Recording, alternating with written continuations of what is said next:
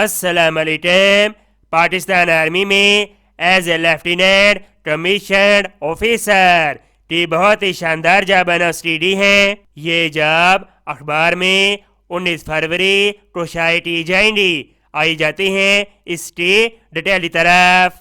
Join Pakistan army as a trained nurse through armed forces nursing services. Eligibility types of commission trained nurse lieutenant female.